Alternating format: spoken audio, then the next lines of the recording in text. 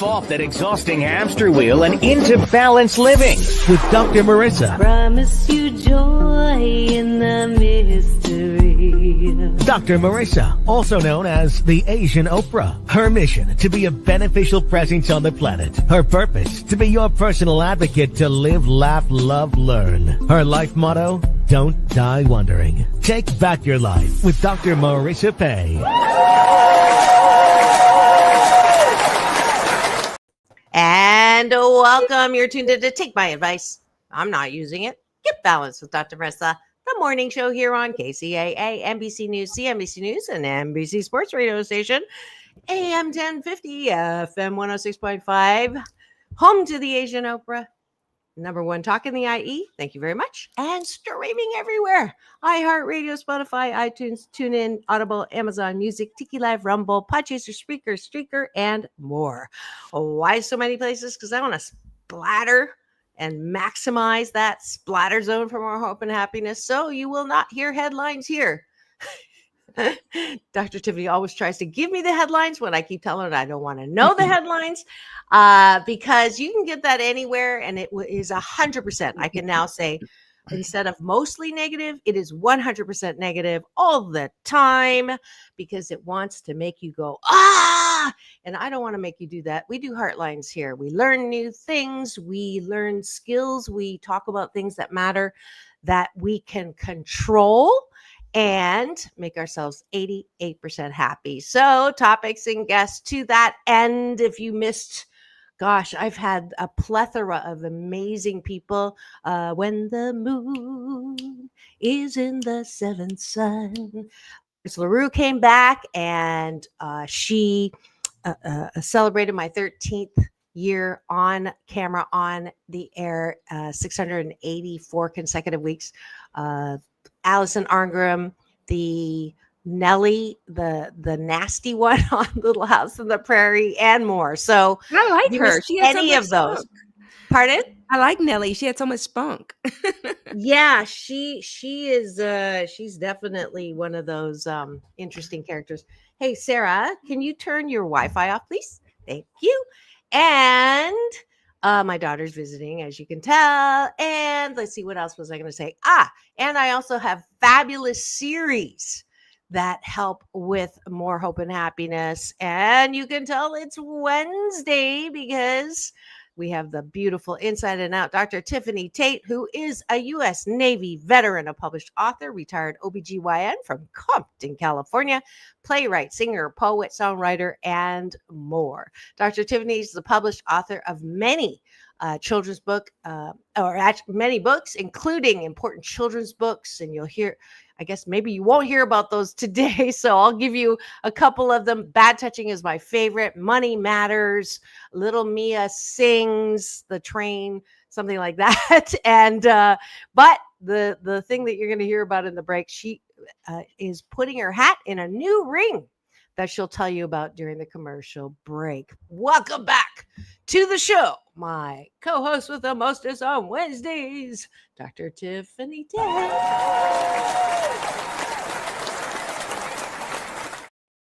Happy hump day, everyone. We love Wednesdays, especially me, because I get to see my beautiful co-host with the most, Dr. Marissa Pei. Yay. I thought you were going to say happy humping. Well, that too, that part. No, we're not going there. It's only Wednesday. I can only do this when it's, Friday.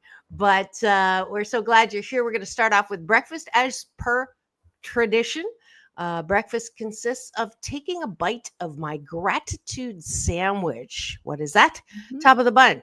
Things you're grateful for outside of yourself. Bottom of the bun. Things you're grateful for inside of yourself. Dr. Tiffany, start us off, please. What are you grateful for? I am grateful that every new day brings a new beginning, because a lot of times we get bombarded with all the things that we have to do and all the things that we failed to do. But with each new day brings a new beginning and a new chance for new opportunities. Fantastic. On that vein, I was just saying to my daughter who's visiting, that's a gratitude. My little one, Sarah, Wei means peace in Mandarin. My beloved dad, who passed from lymphoma, gave her that middle name because she used to do gymnastics when she was not born yet inside of me, pushing on my ribs, flipping around. So my dad named her Wei for peace because he didn't know what was going to happen when she got out of my body. And I'm so grateful they got to see each other when she was 22 days old before he passed. So I'm grateful that they had that time. And there's a picture I'm going to have to pull up to show you at some point that it looks like their spirits crossed, which was so beautiful. I'm grateful for that. What else are you grateful for? And I am grateful that my son will be coming home from OBO camp. He has been in North Carolina and developing his skills and teaching other students how to master their skills, because we know that he is in his PhD program and he is developing his teaching skills. So I am grateful that he will be coming back home to spend more time with his mama. Nathaniel. Great. And I'm grateful that I was telling my daughter this is the first time I am doing a move that is so symbolic. Those of you who actually, you may not know this. One of the things that happened when my mom passed almost 2 weeks ago is there's nothing like, my bonus mom passed 3 months ago. Then my bio Chinese mom passed less than 2 weeks ago. And it's always a good time to sort of take stock. And I realized that I've got one major more chapter in my life, 25 years, even though I'm #ageless. And so I'm going back on world tour. And so I'm going through everything that I've accumulated here on the beach for the last 8 years. And those things even before that, I never really had time to go through everything. You kind of just you start going through stuff. Dr. Tiffany, I don't know if this happens to you, and you're organized, you feel good about throwing stuff you don't need and blah, blah, blah, blah. And then halfway through it gets so overwhelming, or you run out of time, or both, that you just take everything as is and just shove it in the new place, thinking you'll have time to go through it, which you never do. And so this time I gave myself plenty of time to go through everything, selling everything, giving, donating. And I am so grateful that I have the opportunity. It actually feels good. This is the first move that I don't feel yet that it's a stressor. So yes, that's always nice. Yeah. One more. And I am grateful that I have an opportunity to expand my horizons, because when I had my sorority meeting this past weekend, I was able to network and get some added support for just things that I needed to help me grow. And I believe that whenever you're able to grow, you're able to reach new horizons and have hope. And I'm going to ask you specifically what you're doing now, breaking my rule. But we're not talking about politics per se, but I think it's important that y'all know that my Doctors in the House co-host is about to embark on a major chapter of her life as well. And that is? I am running for Congress of the 41st District here in California, and I will be doing a commercial during our commercial. And this weekend, I was able to get an endorsement, and that is a big deal for me. So I was trying to talk around that. Yes, but that's why I just said, let's just put the moose on the table, which is talking about the elephant in the room. Yeah. And it's a good elephant, though, and I wanted to give you kudos for that.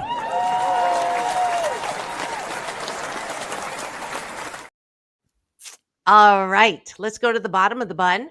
Someone gave us a finger. Thanks for joining us. I can't tell who it is. I see eyeballs rolling into the studio. We got a finger, which is this one, not the other one.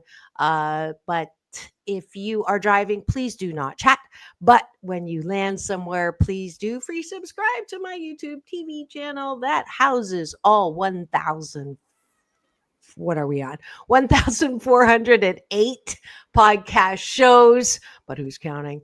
And that way you can chat with us and ask us questions, especially when we get to the topic of the day. However, we're at the bottom of the bun, which is the bottom of the bun of the gratitude sandwich is weightlifting for our mental health. New phrase from my Marissa isms. I would like you to know and affirm before you go to bed every night that you are one of a kind, wonderful, and the voice that says you're not all that, or who do you think you are, and don't toot your own horn, that is gonna abate when you practice saying and believing and saying what you are good at, what you're happy with about yourself, so you are not your own worst enemy. So that's the bottom of the bun. And we say things that we like about ourselves. So Dr. Tiffanie, you get to start again. I like the fact that I am able to speak up and speak out. And I think it's important to know when to speak and how to speak, because when you know when it's appropriate, you're able to diffuse situations and you're able to advocate for certain things, like this weekend. Absolutely. Jerry, Dr. Tiffanie. Yay, Dr. Tiffanie getting ready to get on the road. Hello, doctors. Hello, Jerry. Always fabulous to see your smiling, beautiful face in the thumbnail. And we're glad that you're here. You are the captain of my cashew gallery today because you're the first one to check in. So thank you for doing that. Welcoming people as they come into the cashew gallery. I appreciate that I know how to make myself feel better. I have tools, I have practices, I have good life habits, I have #Blissciplines that allow me at any time not to do a spiritual bypass when I'm not feeling good, but to feel what I'm feeling to the fullest and then have tools to feel better, because life is way too short to feel piss offedness all the time. So I appreciate that I know how to make myself feel good. I like the fact that I have research skills, because I think it's important to be able to look up the information and rightly divide the information, because anyone can speak their opinions. And I think it's important to have some basis and groundwork to back that up and then know the information before speaking your opinion. Yippers. Definitely. I appreciate that I can admit that I was wrong. Don't like it, but I can do it. Practicing, not often, but which is one of the good news about not liking to do it is I ask myself 3 questions before I open my mouth. Is it kind? Is it true? And is it necessary? So that tool helps keep me in the ability to not have to apologize so much. Right. But I can. All right, that's it for breakfast with myself and Dr. Tiffanie Tate on Straight Talk every weekday Wednesday. We're glad you're here. I would urge you to continue this good life habit, whether it's with me on the show or not. I am here every weekday morning, and we'll be streaming and still doing the show from Canada, where I will be next month. In Africa, we're going to take a little bit of a break, but it's just 2 weeks, and we'll put I think we're pre-recording actually, so there'll be new shows for you, and I'll be back in September. Actually, I can broadcast from Hawaii. I can broadcast from Atlanta. I can broadcast from San Francisco. And then we're going to take a hiatus when I'm in China. Although, when I'm in China, I realized that I could broadcast at midnight. That's your 9 o'clock. So your 8 o'clock, which you said you would do. So maybe I'll be broadcasting live from China. Who knows? But thank you for joining us for breakfast. And frankly, my dear, if you can't approve of yourself, how the fork do you expect anyone else to? Thanks for joining us for breakfast.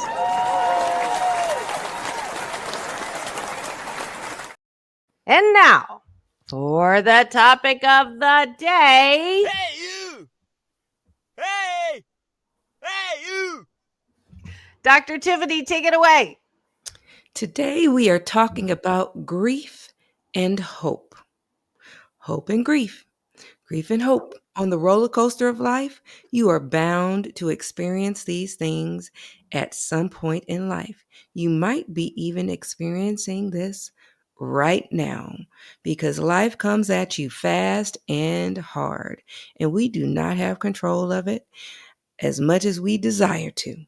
So I thought this would be a good topic to address at this point in time. And kudos to Dr. Tiffanie, who usually I don't let her talk to me before the show because I want to keep everything fresh. And she wanted to just make sure that I was okay to talk about grief because my mom passed a little less than 2 weeks ago. Tomorrow will be 2 weeks. But I said, well, I actually did a show on Friday right after she passed to talk about it. And then Monday on mental health matters. So absolutely. But thank you for checking in and asking first. And so, yeah, we are going to put the moose on the table, talk about grief, my grief, your grief. And then, of course, in the second half of the show, we always talk about solution because I don't like to talk just about problems on the show without offering things to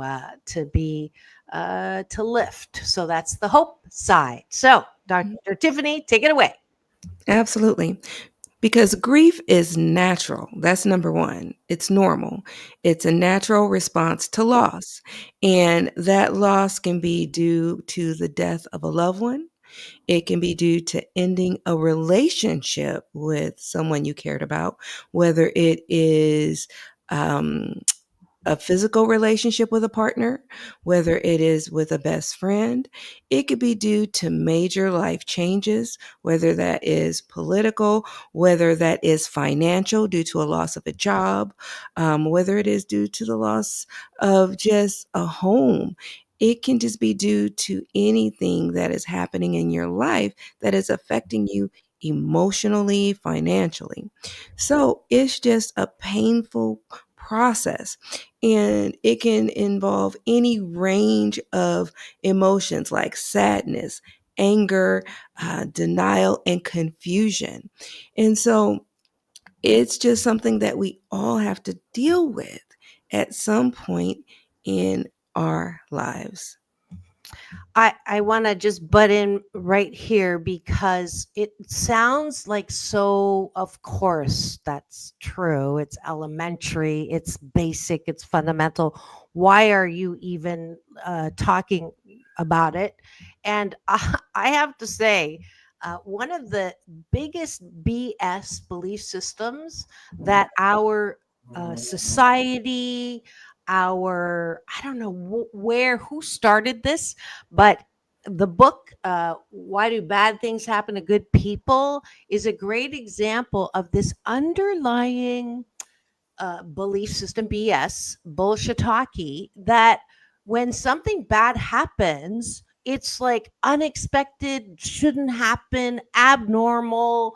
I must have done something wrong. There's evil. There's got to be a devil. There's got to be like that life is normally so beautiful, butterflies and seashells, and nothing bad should happen, which is so ridiculous. So this point to start it is so important. So if you're a person that holds that BS, that bad things shouldn't happen, or if they do happen, someone's getting punished, I want you to rethink that, because pain in life is mandatory. If you're living, you're going to have some pain. Normal, normal, normal. People do not live forever. Normal, normal, normal. Tragedies do happen. Normal, normal, normal. So when you get like knocked down, and I say this gently, I have clients who are still suffering from a death of someone who lived a full life. For 30 years, they're suffering from that death. And for me, that is not how they would want you to live your life, number one. And two, obviously, this is an episode that you want to listen to, because to be grieving for 30 years over a loss is really not what life is for. So I just wanted to pound that little point. Absolutely, absolutely. Because grief can be triggered by various things, like we were talking about: job, divorce, chronic illness, and different significant life changes. But it is an emotional response, and we do have to eventually deal with our emotions. But one thing I did find interesting when I was reading about it, because I've experienced grief, you've experienced grief, is that there's a distinction between grief and mourning. Because a lot of times we think that, oh, it's the same thing, but it's not. Grief is internal and mourning is external. Because grief is an internal experience, and mourning is associated with rituals. And I never really looked at it that way, but when we do mourn, we do perform rituals. And a lot of times we have a ceremony and we honor the loss. And a lot of times when you mourn, that can often help you process that grief. And I didn't look at it that way, but that was something that was interesting to me. What do you think, Dr. Marissa? I think that's great. I never knew that there was a distinction, and it does make sense. But the last thing you said, I think, was the anchor point of that mourning actually helps you process your grief. And so those who don't like to go to funerals, don't like to go to celebrations of life. By the way, I really like the fact that we don't say funeral as much anymore, and we say celebration of life, because that's exactly what it is. I'm going to have a celebration of life, by the way, before I die, the same way Dr. David Simon did. I don't want to hear this stuff when I'm gone. I want to hear it while I'm alive. As long as it's nice things to say. But I'm serious about that, because yeah. So all the nice things people say after you're gone is completely useless to me. But the important part of the rituals to help you process, and if you don't, then that's when you bury, repress, get infected, because what you do not deal with will come back and deal with you. So it's important to go through that mourning process. Absolutely. I've always had the mentality: handle your business before your business handles you. And it's important to definitely address these emotions, because when you keep them bottled in, you can end up sick with stress and hypertension and anxiety. And not to say that these things cannot be addressed, but you don't want to aggravate these things. And so you want to allow your emotions to be processed so that you can feel the full range and not suppress them or avoid them. And you want to seek support. You want to maintain your routine life and establish self-care, because we always talk about these things because grief involves coping with the loss. And a lot of times when you're struggling, it's crucial for you to take care of your physical as well as your emotional issues. And when we don't, it cannot be a good thing. And a lot of times there are 5 stages to grief, and you don't necessarily go through them In that order. Yes, in a specific order. And there's denial, anger, bargaining, depression, and acceptance. And a lot of times you can go in a circle, you can go in a straight line, and you can hopscotch all over the place. So don't feel that you are going to process them in a specific order. Absolutely. That's Elizabeth Kubler-Ross's very famous stages of death and dying, or grief and loss. And it does help people be in acceptance of whatever they're feeling. It's less important to me that you know the stages. It's more important for me that you feel every feeling that comes with it fully, without avoiding it or bypassing it, and yet not getting stuck in it. And I think I've seen so many people not be able to come out of it because they stay in that stage and we talked about this on Monday, law of attraction. You continue to talk about something that is negative or something that hurts you, brings you that grief over and over and over. You're not going to let it go. It'll get bigger.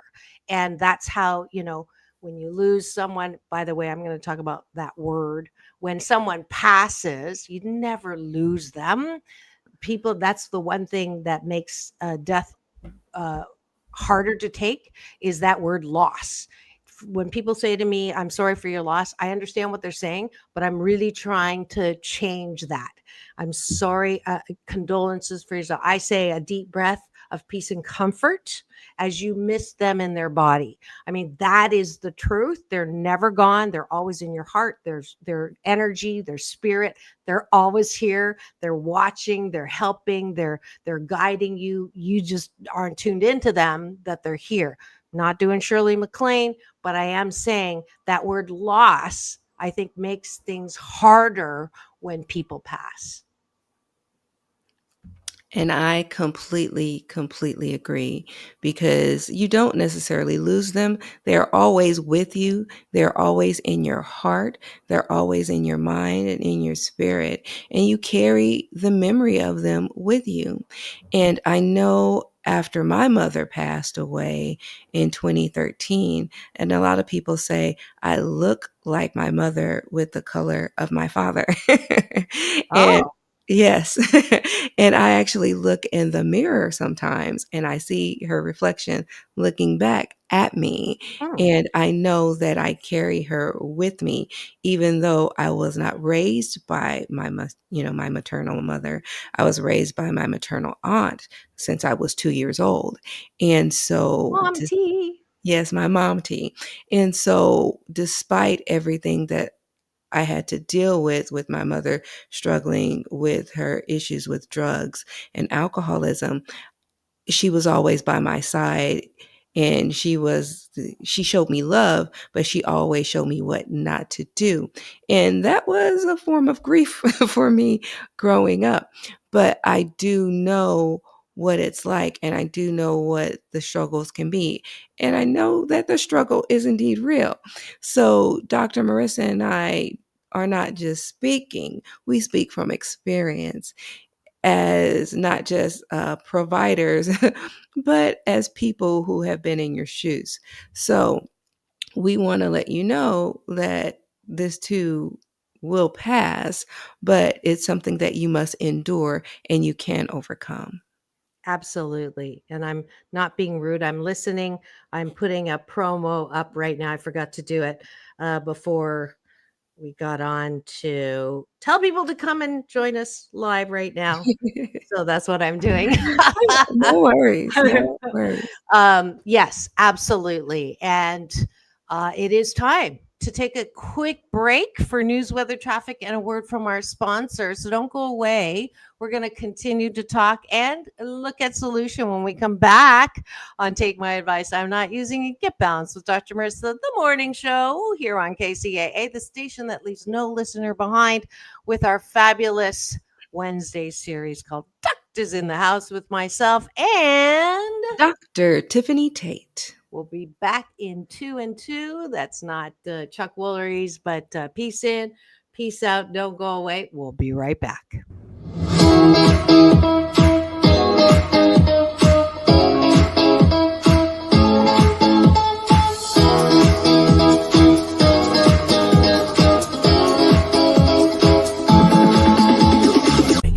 Take back your life with Dr. Marissa Pei. Hello, my name is Dr. Tiffanie Tate. I was born in Compton, California, and I am ready to go to Congress. I want to be the 41st District Congressperson because I believe there needs to be a change. I am running for Ken Calvert's seat because I am ready to take on the leadership role. I am a board certified OBGYN.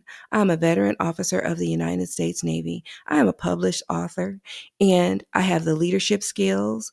I have the ability to unify people, and I am ready to take on this position. Please go to my website at DrTateForCongress.com. That is DrTateForCongress.com. Learn about my platform, learn about where I stand and what I will fight for. Whether you are red or blue, know that I will fight for you. That is DrTateForCongress.com, and support me as I seek the position for the 41st District. Thank you.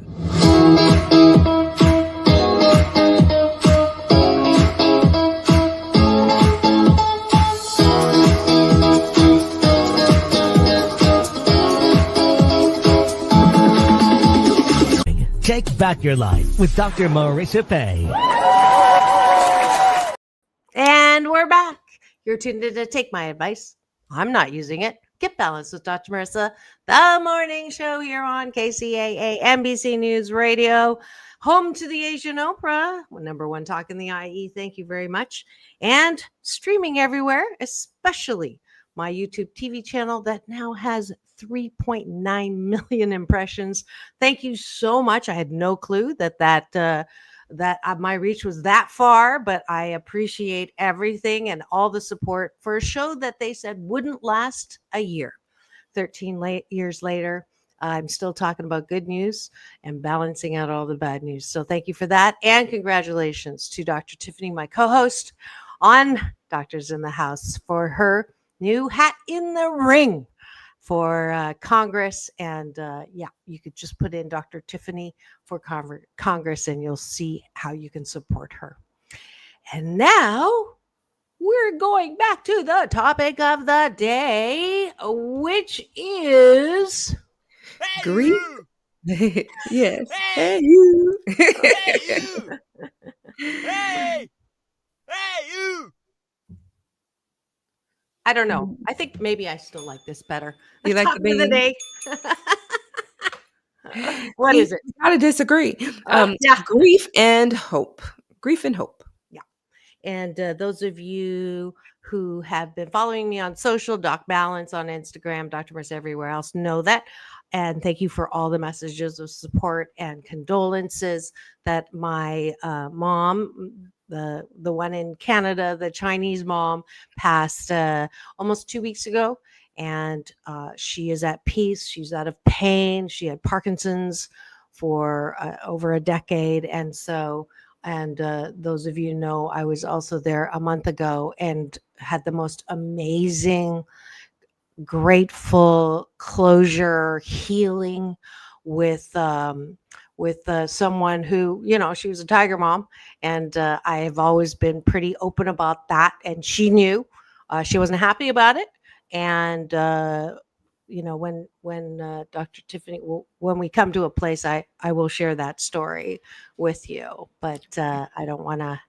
I want to hear what else you've researched on the topic. Okay, so now we'll talk about hope, because this is the uplifting part, because there is hope after you have processed your grief and you're ready to get to the other side. There is always hope. And hope is a feeling, and it's a state of mind, and it is a verb. It is something that we must do. And it is defined as the feeling of belief that something or desired will happen or achieve. And the Bible says that faith is the substance of things hoped for, the evidence of things not seen. So it is, in essence, something that is uncertain. And I always have hope. I don't know about you. Well, based on the roast that all my co-hosts did about how positive I am, I think hope is usually my go-to. But I think I will tell you now. I don't know if I've even shared how much of this I've shared with you, Dr. Tiffany. But any of you, and I know this is actually a lot of you. Can you look up? I'll do it. How many daughters have love-hate relationships with their mother? I'm just curious. I wanted to look this up. Okay. Does it have a percentage? I would love to see what that percentage, but there's a lot. Like there's love, love, love, love, hate, conflict, why we hate those we love. So there's a lot on it. So I'm not alone. And I do know that it's an area that I'll be talking about when I go on world tour, as it does affect your happiness. And it's a new focus that I didn't have before because I was still stuck. I'd done a lot of forgiveness work. You all know I'm one of the 7 out of 10 of us who had childhood trauma, and that trauma was from the relationship with my mom, physical, emotional, fat, ugly, clumsy, and being in the hospital. And I had forgiven, I would say 80% of that because I wanted to be happy. I didn't want to punish myself with hatred anymore, so I forgave. However, there was still just a little bit left there. So I would go to visit her every quarter. I didn't look forward to the trip. It was a service thing. It was a daughter's duty thing. And I was never looking forward to the trip, et cetera, et cetera. I would call her every other day. I didn't want to call, but I did it because she has Parkinson's and blah, blah, blah, blah. So when I went last month in April for 2 weeks, for the first time, I didn't schedule the trip to be in and out. I gave myself 2 full weeks. I had good conversations with her on the phone before I went. And I got there, and every time, she's been bedridden for a while. Every time I go and see my mom, Dr. Tiffany, I look down and I kiss her cheek or I kiss her forehead, and she'll like turn her face to accept the kiss. Okay. That gesture. And I went in, I bent down, and she took her arms and wrapped them around my neck. And she's super frail with skin and bones. I didn't even know she could do that. And I was shocked and stunned because in my entire life, Dr. Tiffany, she has never given me a hug. Now, I will give her a hug and she'll return it, but she's never, ever, ever, ever initiated a hug because she couldn't, right? So first of all, I was like, who is this? And what have you done with my mother? Right? I was literally in shock. And the gravity and the significance of that hug, I was later to find out even more. But that was this obviously it added to whatever I was going through before I got there. Right. So the work that I've been doing that maybe I didn't even realize I was doing, I have been working on, coming from love more and more, not being so annoyed by annoying people, blah, blah, blah. So love through me. I had been doing that work. So I'll give myself a little credit on that.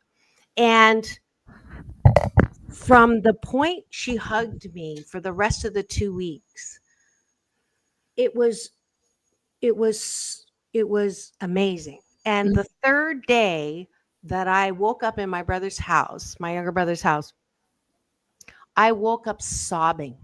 And I recorded it. It's 11 minutes and 44 seconds, which is also significant. I didn't time it. And I felt to my innermost soul and core that I know beyond a shadow of a doubt that my mother loved me in the way that only she could, and she couldn't do any better, that everybody does. And I say this all the time when I teach the Tai Chi. It's part of polishing table. Everybody does the very best that they can with the time they have and the resources they have. But I say it and I use it, but it didn't sink to that point in my soul that it did that morning. So I was able to go and several times for the rest of the trip say to my mom, I love you. I know you love me. I know you loved me in the only way you could. And I forgive you and I set us free. That's so good. So beautiful. And in a million years, I never, ever, ever, ever thought that that would happen. Because the pain was so deep, right? So that happened, and I came back here, and I talked to her every day before she passed and would say, I love you, Mom. And she would say, I love you too.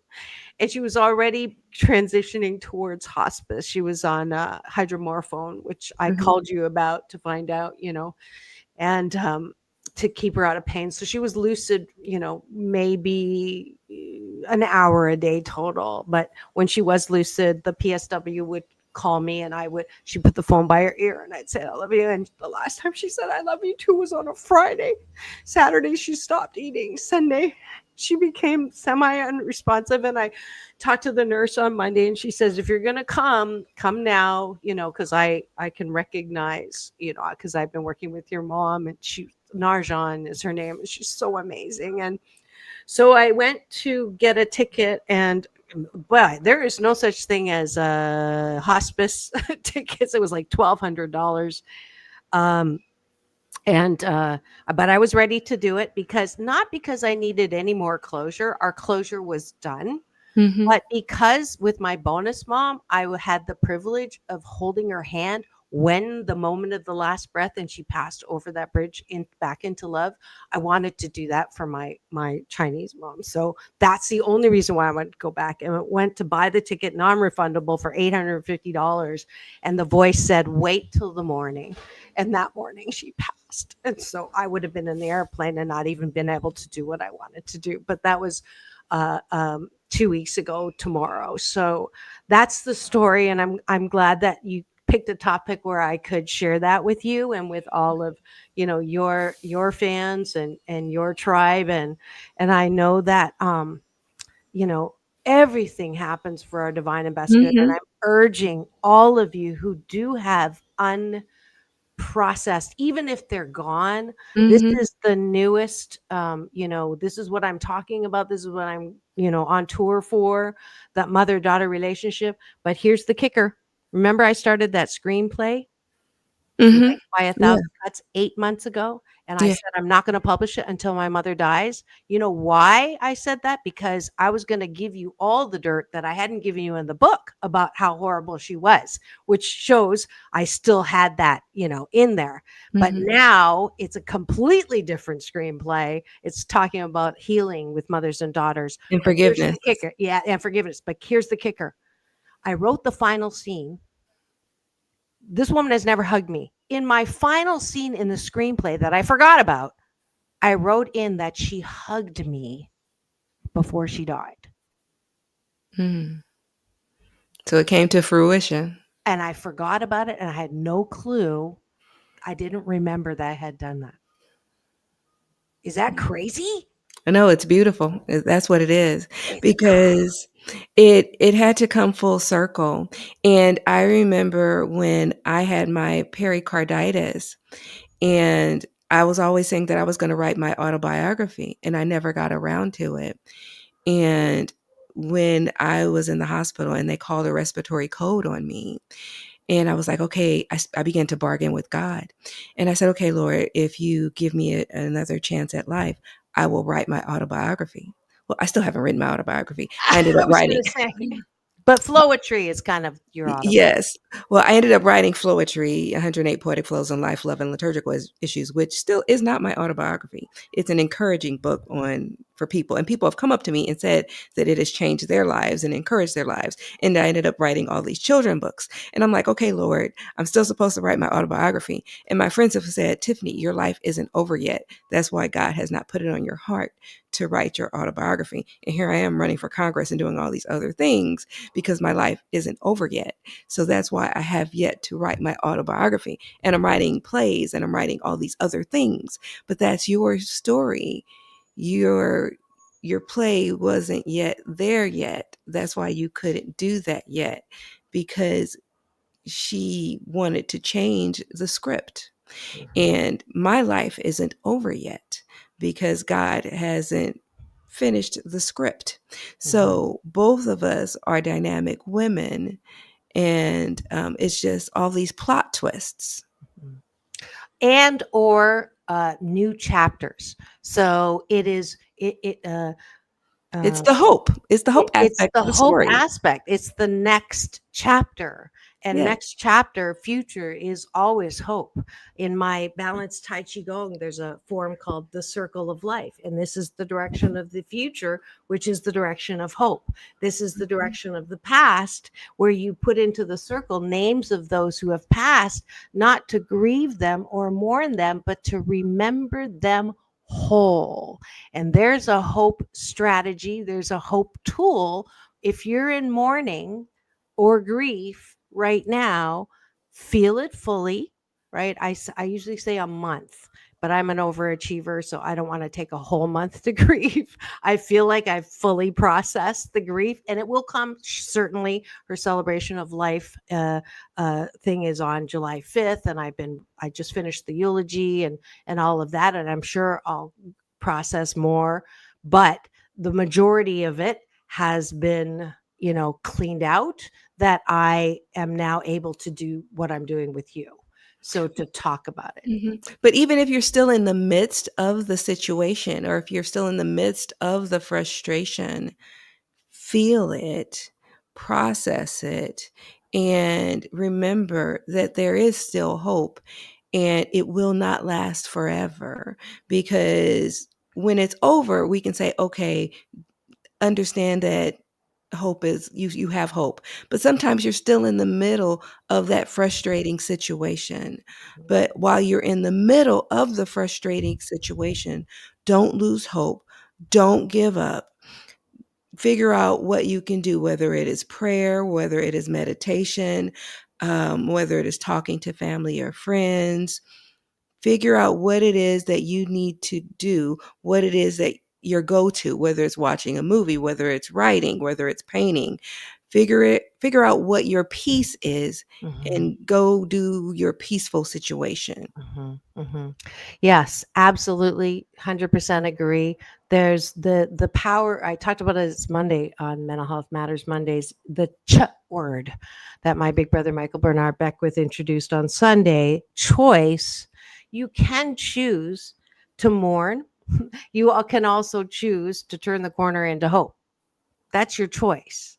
So feel it fully, and then choose to see them not in their last hospital bed breath or the tragedy that killed them. Choose to see their life in the whole beautiful aspect of their life.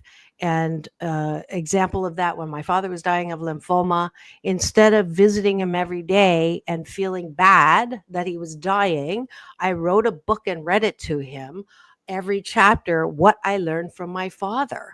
And that gave rise to a conversation that was so rich before he passed, that there's less regret there, because we covered that. So if you're with someone who's dying in hospice, or, in that palliative care before hospice, use that idea. It's a instead of, how are you feeling today? They feel like crap. They're coughing a lung out. That's not the question to ask. It is, so Papa, I want to remember when we blah, blah, blah, blah. And it was a beautiful, rich time. So hopefully that's a tool that you can use to practice the hope. Absolutely. And I believe that when we are struggling, we have to remember that we can surely overcome.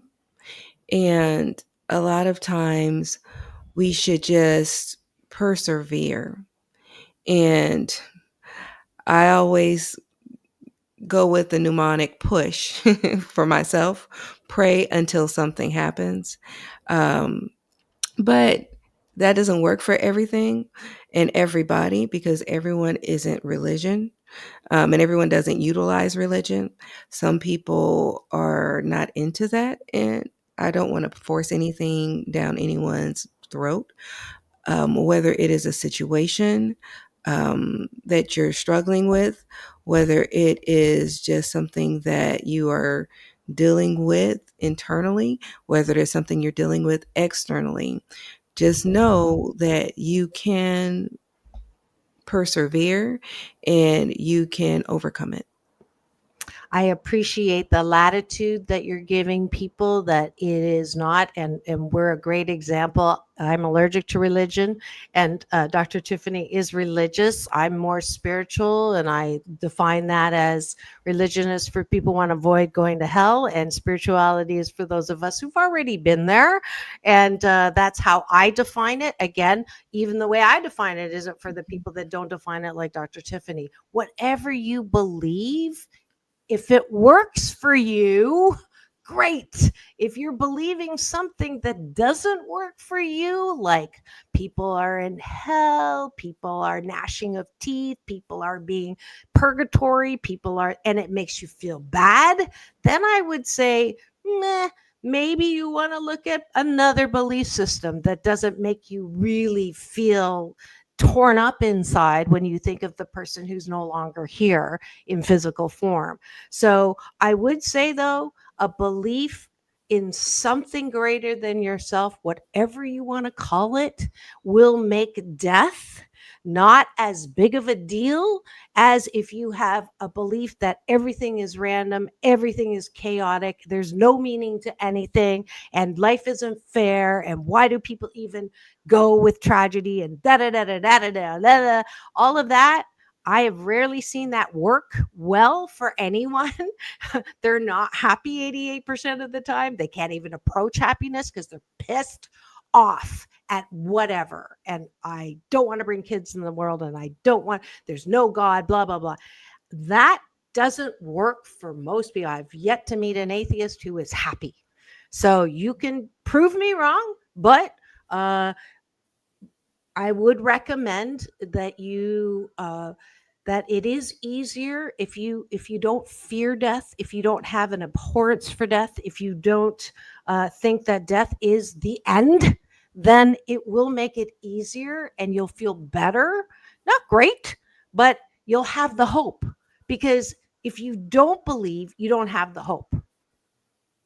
Mm-hmm.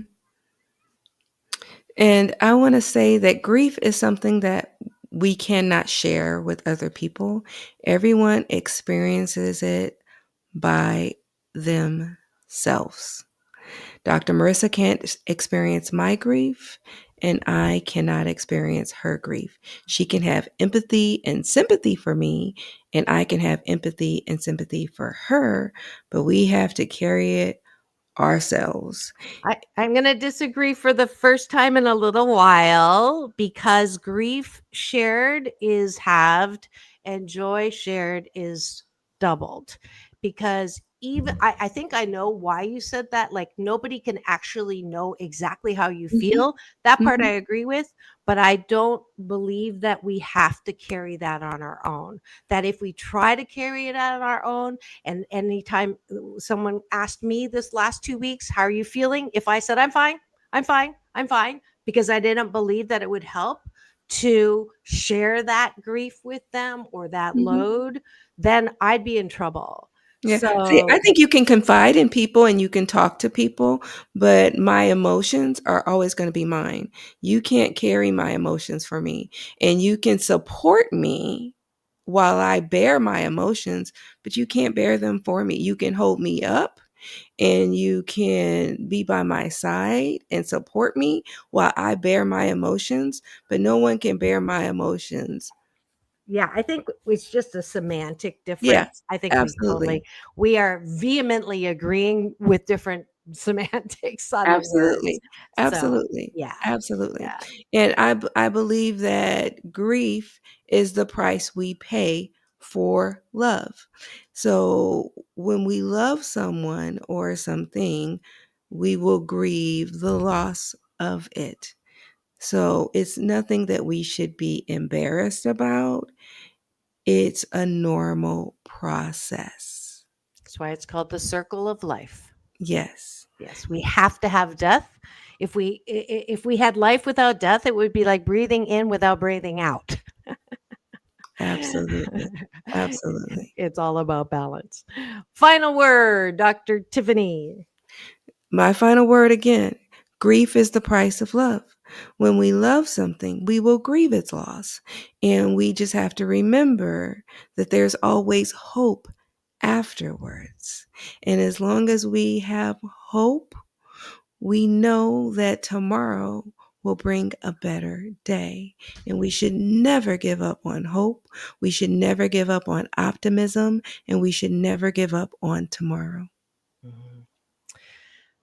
My final word is there's a balance in life with death, that it is not as big of a hairy deal of gnashing of teeth and a horrible thing. It is just a part of life, and celebrating those who are no longer in physical form and thanking them and appreciating them for all that they were able to teach us and show us. And I'll say my mom, the toughness of her.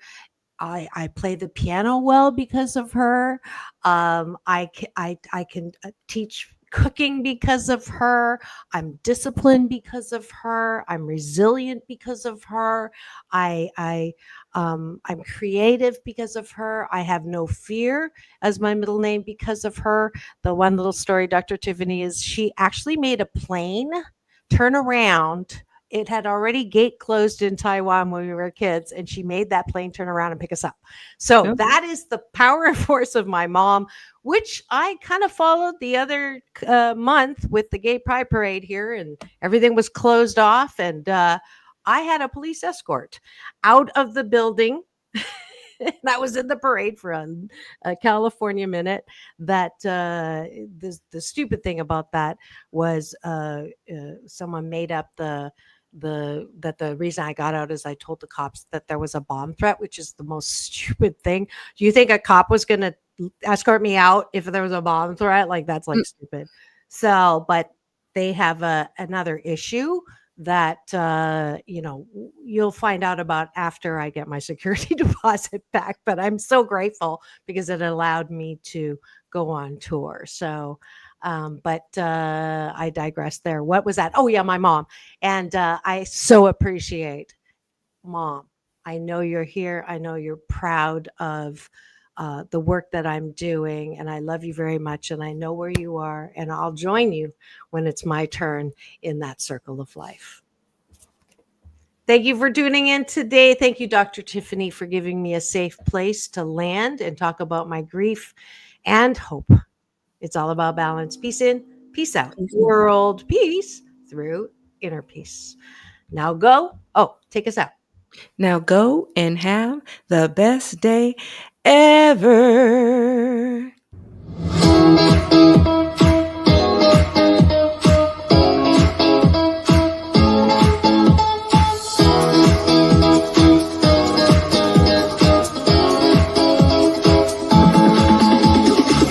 Take back your life with